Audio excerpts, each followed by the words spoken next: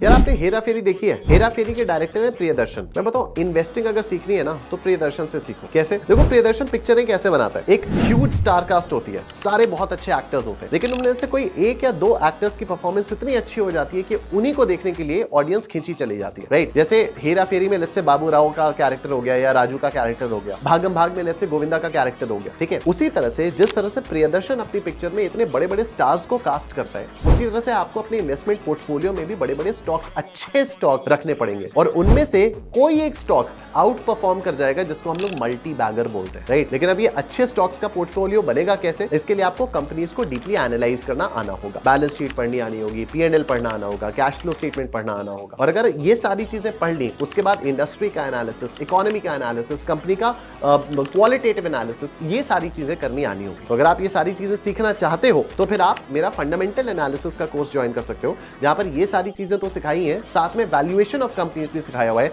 और हर महीने एक कंपनी का लाइव फंडामेंटल एनालिसिस भी होता है। अगर आपको डिटेल्स चाहिए तो इस रील पे कमेंट कर दो फाइनेंस, और ये रील मुझे डीएम में शेयर कर दो, मैं सारी डिटेल्स आपको डीएम कर दूं।